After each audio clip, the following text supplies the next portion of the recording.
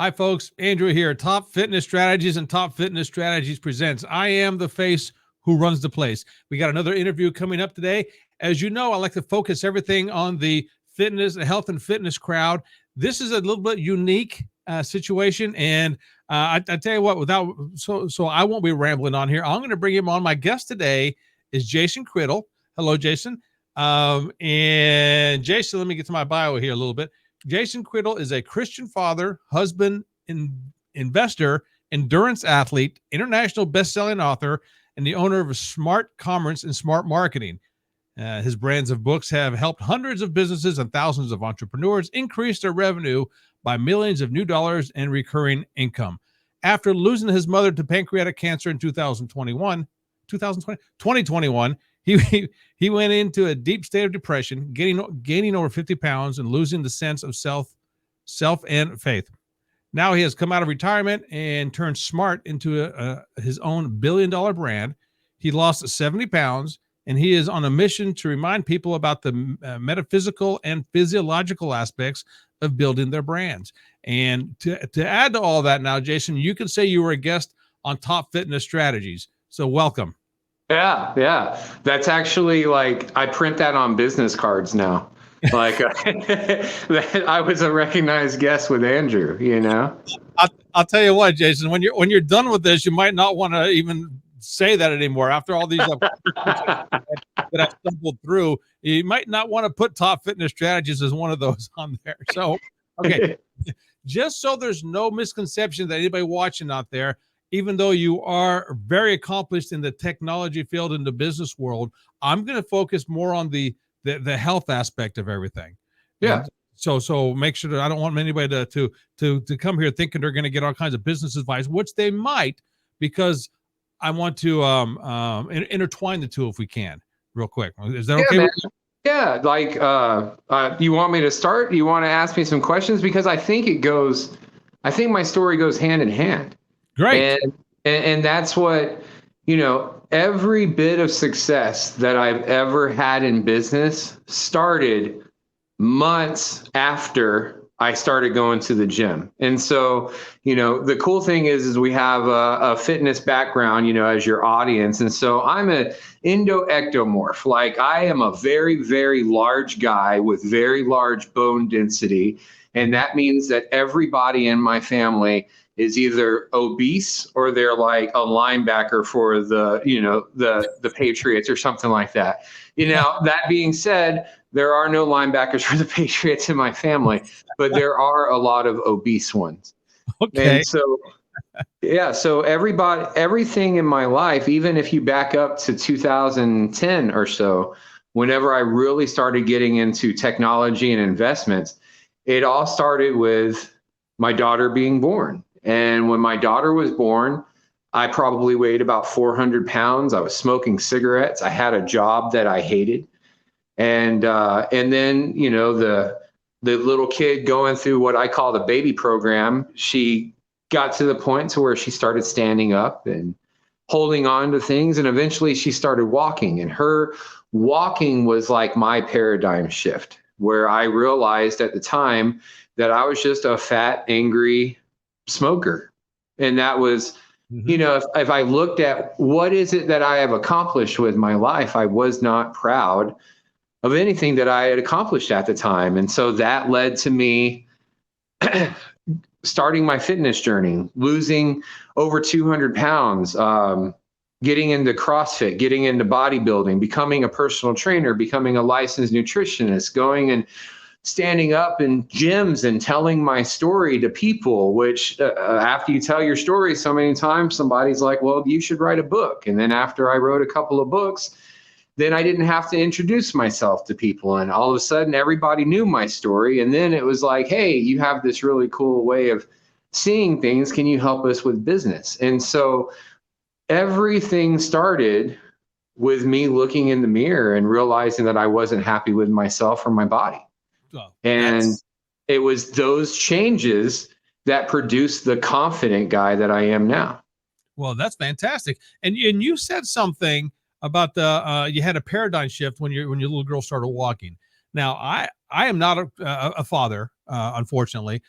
But I have talked to several fathers and mothers as well, but mostly fathers because I relate to the guys more than the ladies usually. Um, uh, a lot of them have told me that when their kid was born, when the baby girl, like you said, started walking, or when something happened with the infant, that started walking, maybe started talking, something triggered in their head, and their, lack of a better term, bad habits, or and one guy in particular was on drugs quite a bit. He said as soon as this kid was born and he saw the kid open his eyes and he held the kid for the first time, any desire he ever had of having a drug went away. It just, boom, just that triggered. Now, have you, the question is, have you talked to other fathers that have this, as you call it, the paradigm shift before? Yeah, not only that, but I also think that there was something special that came from having a daughter. Like I have a son now, and so I have a little 1.5-year-old boy. His name is Jason Jr. He's a giant loud mouth like me. He's so mean. Oh my God, he's so mean. Like this entire house is run by him, and we are all his slaves, and we pay his rent, and we feed him, and he's the meanest baby in the world. But we love him, right? Now, all that being said, if you back up, my daughter's 13 now. Okay. My relationship with my daughter started with a not so good relationship with her mother. And then it ultimately eventually led to me having to fight for custody and take custody of my daughter because of the upbringing that she was going through in her mother's home. Okay. And so the reason why I say that I'm glad that I had a daughter first is because one of the very first thoughts that went through my head when I held Emma for the first time is, holy cow, she's going to grow up to marry someone just like me, you know? Mm-hmm. And I did not want her to marry somebody just like the guy that I was at the time. And I believe that if I had had a son first, then I probably would have stayed through the bad habits, and I would have been like, oh, that's my boy, he's going to grow up to be just, but it was through learning to truly love a child and be loved in return. I didn't learn how to love until my daughter came around. And so having her as my teacher, it turned me into a better father. It turned me into a better person. And I'm glad that you actually have that conversation with a lot more fathers, because I think it's our responsibility. I think that once everybody becomes a parent, anybody or everybody becomes a parent, then we need to take a cold, long, hard look at ourselves and think about what is it that we are doing, or what is it that we need to change for our children. Even something as simple as my mom dying in 2021. Well, one of the things that my mom said to me when we had our last coherent conversation, she was diagnosed with pancreatic cancer. She was given 6 to 8 months to live, and she was gone in 4 days. Oh my word. And so all these conversations that you think you're going to have, and then you never have the opportunity to have them anymore. That's what dealing with death is like. But as my mom was laying on the bed in the hospital, evacuating herself with no control, she told me that nobody cares about taking their health until they're dying from not having taken care of their health.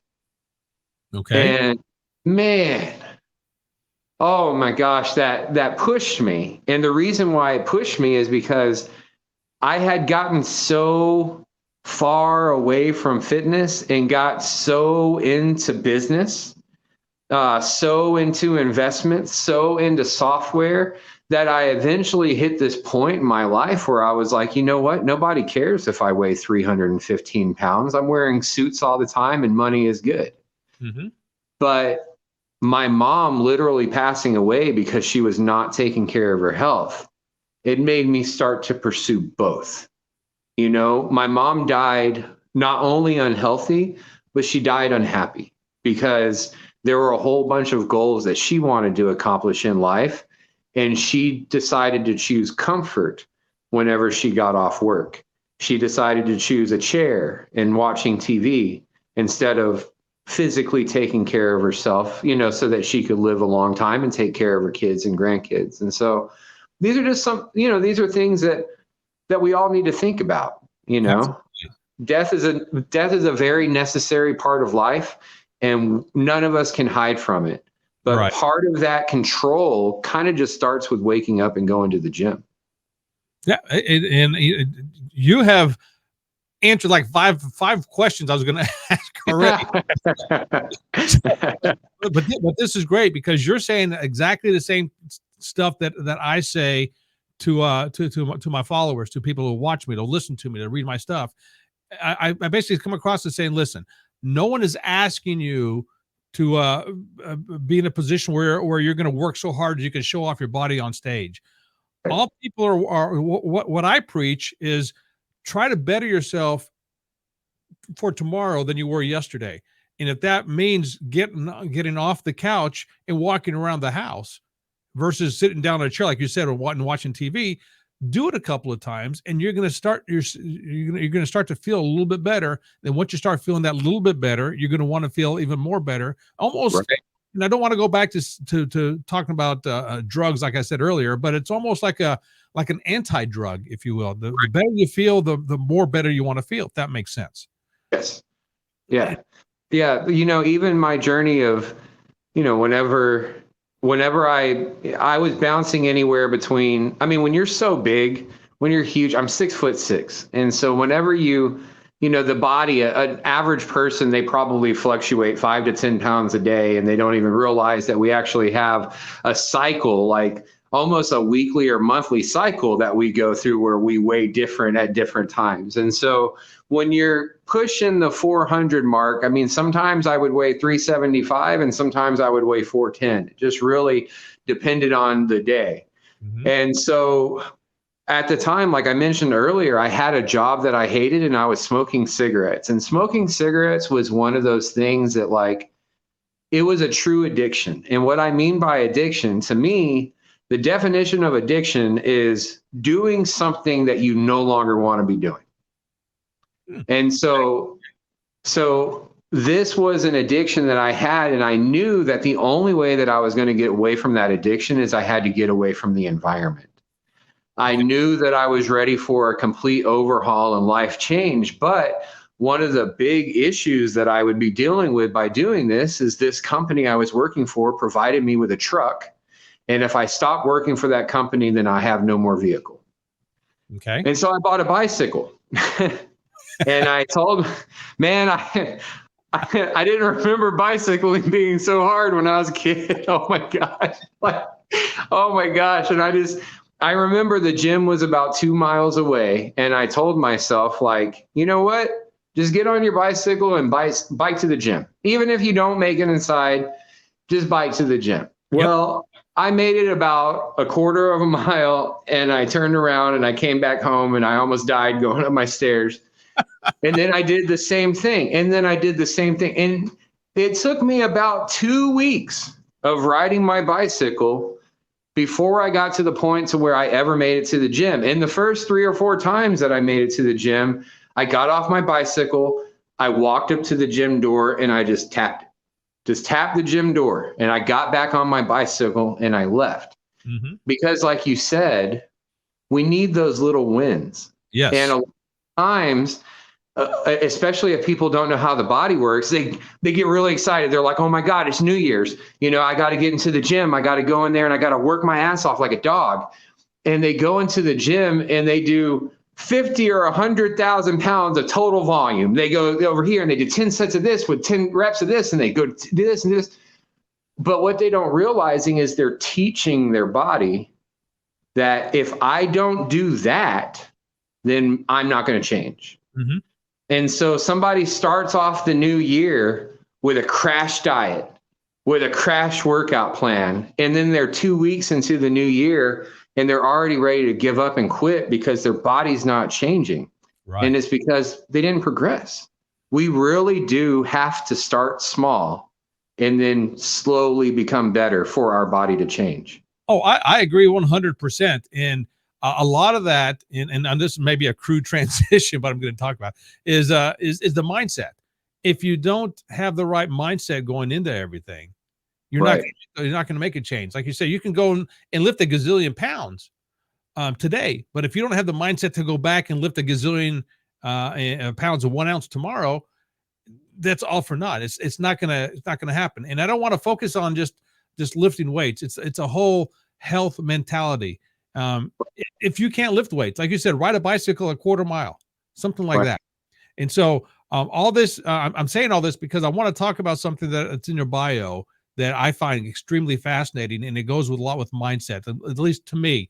You talked about the metaphysical and the psychological aspects of everything. So right away when I see the word metaphysical, and now I know a little bit enough to be dangerous, knowing that I don't know a whole lot about it. But when I mention the word metaphysical to other folks, they think right away it's all woo-woo, spiritual, voodoo type stuff, which I know it's not. But is there any kind of a brief definition of the metaphysical aspect of health and fitness that you could? Yeah, of course, man. So one of the terms that people like to use is the law of attraction. We're just going to use that as a blanket term. Well, the law of attraction basically breaks down to the universe. If I were to ask you to close your eyes and open your eyes and find everything in the room that's red, you would close your eyes and you'd open your eyes and you'd see everything that's red. Now, if I switch that color to green, then you're going to find everything green. If I switch it to blue, then you're going to see everything blue. You're going to see so much blue stuff that you didn't even realize you had blue things, and you're going to completely dismiss the red and the green. And the reason is because of how God works, or how the universe works, or whatever name you want to attach to it. Once a human being, a creative being, makes a decision to find something, then literally everything around us aligns for us to be able to obtain that thing. And so one of the things that I like about the law of attraction, to me, the law of attraction attracts opportunities for you to act on them. Now, the problem that I have with terms like the law of attraction is people usually learn about it after they've watched somebody very motivational. Like they go to a Tony Robbins seminar, or they hear Brandon Burchard or somebody talk, or they had a motivational speaker come to their work, and that through that talk and that motivation, they suddenly feel inspired. They feel inspired to change. And then that's whenever the lists come and the goals and the things that you say you're going to do that you've never accomplished before. But the problem is motivation and inspiration are temporary. And what is not temporary are habits, our ability to form habits, and our ability to believe in ourselves. And so I used to do these case studies, and I was able to help a lot of people do these case studies, man. Okay. And we helped a lot of people lose a lot of weight. After like a year of these case studies, I helped 500 people lose about 9,000 pounds. It's what made me write my first book. And so anyway, like at the beginning of every month, I would have people show up. Like we were doing these 2 free boot camps every single week. And then I was also partnered with Sprouts, and people would meet me at Sprouts, and I would teach people how to read nutrition labels. And it was all really fun, man. And like, sure enough, like there were times where we would have 60 or 70 people show up. There was one time where we had like 110 people show up. Wow. And every single time we would do this, the first week we started out with 60 super excited people. And then the second week, we would have like 30 kind of excited people. And then the following week, we would have 15 people that really didn't want to be there anymore. And then at the end of it, you would have 5 or 6 people that actually followed through the program. Now, that right there, and it happened every time. But the reason why it happened is because the 60 people that showed up didn't show up because they had a decision that they were going to take their health seriously from this point going forward. They showed up because they needed to fit in a dress, or they needed to fit in a suit, or somebody just broke up with them, or they were really pissed off at an ex. There was some underlying inspiration or motivation that did not allow them to move forward.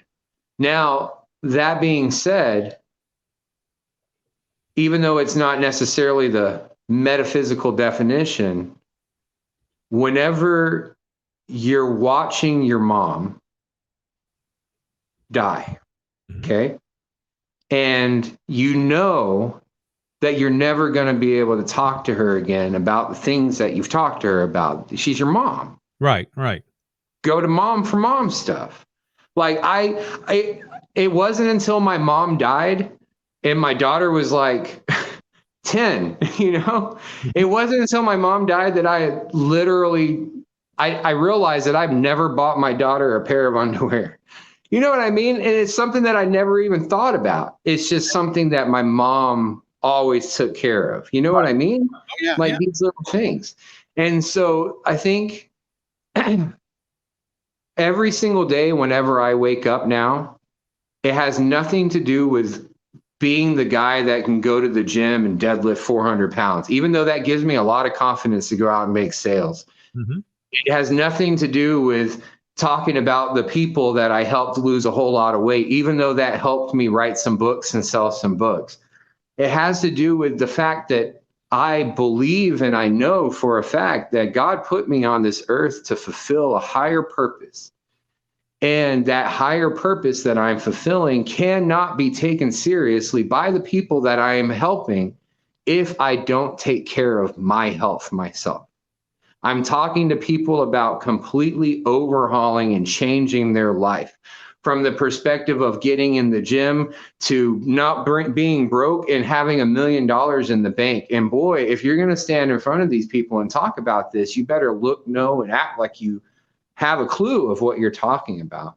Okay. And so what used to get me in the gym was the girls, hoping the girls would, squeeze my arms until you get in the gym and you realize it's more guys squeezing your arms, but motivations change whenever you make the decision that this is who I am for the rest of my life.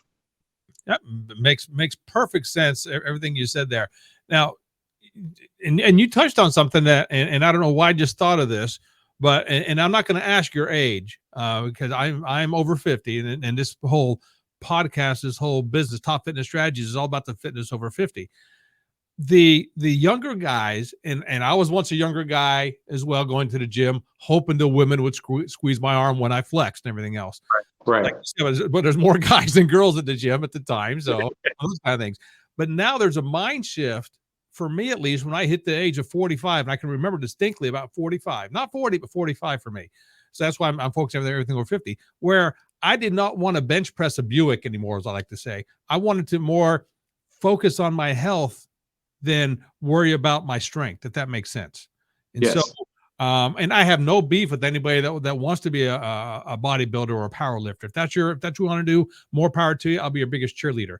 But I'm all about the person, like you said, getting the people to be better tomorrow than what they were today. And if that's a metaphysical thing, a psychological thing, a mindset thing, whatever, if I can help somebody else out, and I'm going to assume that you're the same way, just to be a little bit better tomorrow than what they were today, not worry about what they look like to somebody else. It's all about themselves. They're all their own inner peace, if you will.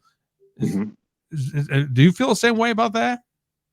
Yeah. And so whenever and you're going to appreciate this, like, as an ex-trainer, I would sit down and I would talk to a male client or a female client, it didn't matter. And I would talk to them about how we're about to start a bodybuilding regimen. And immediately somebody hears the term bodybuilding and they go, oh, well, I don't want to be too bulky. I don't want to accidentally look like Arnold Schwarzenegger. And it's like, okay, well, first of all, Arnold Schwarzenegger didn't get on a Bowflex 3 times a week for 15 minutes and then come out looking like that. Like that, it's not something that you can do on accident. And so to actually think that you can become a bodybuilder on accident kind of discredits all the work that bodybuilders put in. But the reason why we use the term bodybuilding is because bodybuilding is a scientific sport that allows us to use principles that the body has to use in order to change, like progressive overload, That's just one instance. And so realizing that the main reason, regardless of age and regardless of sex, the main reason why the body does not change whenever people go into the gym and have a fitness or weight loss goal is because they're not applying science to it.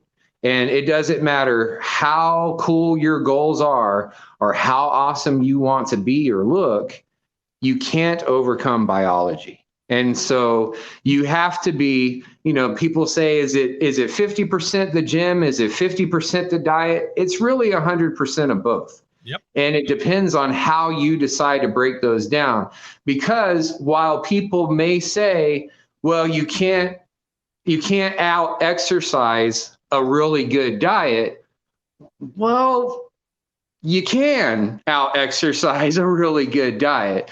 And one of the funny things is bodybuilders are notoriously known for eating the worst foods that you could possibly eat. Yeah. And the main reason why they can is because they understand the basic scientific principles behind tracking macronutrients. They understand that I don't have to eat a salad and tilapia and asparagus for every meal, because what I'm really looking for in that meal is a balance of carbs and protein and fat. Mm-hmm. Well, if I can get the same balance of carbs and protein and fat from a cheeseburger today, then all of a sudden, not only can I go to the gym and feel better about myself, but I also don't have to restrict myself in the kitchen. And so it's really just, and that's the reason why podcasts like yours, Andrew, are necessary, because when people hear, okay, I want to make a life change, do I really have to do what bodybuilders do? Yes. Yes, and rejoice. You rejoice that you can. Rejoice in the fact that if you go into the gym and you do a few sets of an exercise and you actually keep track of what you're doing, and then you go back into the gym and you do just a little bit more, and then you do just a little bit more the next time, rejoice in the fact that you know that your body's going to change, rather than just going in there and guessing at what you're doing. Fantastic. My gosh, Jason. You and I are so much alike, and you said it a lot more eloquently than I can. And I never made that connection when you said that, do I got to do the same thing as a bodybuilder does? Yes, you do, but not at the same level, basically. Yeah, I've never thought of it that way. And that makes perfect sense when you just said it. I'm like, hark, light bulb right here. Oh, yeah, it makes perfect sense. Exactly. So that's great. Now, Jason, I don't want to cut this off short, but I only asked for about a half hour of your time. We're about up. Go ahead and give us a few plugs, jasoncriddle.com. And what do you got available over there for anything for people to check out? Yeah, man. So we build infrastructure for companies. So basically, if you come to me and you say, hey, buddy, my business is not doing well, then I'm going to be like, have you thought about starting a fitness podcast? That's pretty much it. So, we live in 2023. And even though you're listening to this podcast right now, even though I'm not trying to create any kind of competition for Andrew or anything like that, we live in a place where if you're not creating content, if you're not on a podcast, if you don't have your own podcast, if you don't have books out, if people cannot Google you, you are something that I like to call in business invisible. And so even though you're getting into the gym and you're listening to Andrew's podcast and Top Fitness Strategies and you're making the change in your body this year, we also need to make that change in ourselves and make that change in the way that people see us online or off. And so that's really what we teach people, brother. That's fantastic, man. So I tell you what, Jason, like I said, I only had to ask for a short period of time. I like to reserve the right to ask you to come back in a future episode and we can talk more and get in depth of everything, if that's okay with you. And if it's not, don't answer that, but if it's okay. Yes. You can have me on for a part 2, part 3. We can come in here and we can talk about my actual fitness journey. We can talk business, whatever you want to do, Andrew. I'm yours, baby. Fantastic. So, all right, well, I'll stop it here. Jason, once again, that's jasoncriddle.com. That's JASONCRIDDLE.com. Check him out. He has all kinds of books. not just with fitness, but all kinds of business stuff as well. So go check him out. Once again, thanks for being a guest on Top Fitness Strategies and the podcast Top Fitness Strategies Presents. And I'll let you go. But folks out there, thanks a lot for being here. So next time, this is Andrew and Jason. Ciao. Thanks, guys.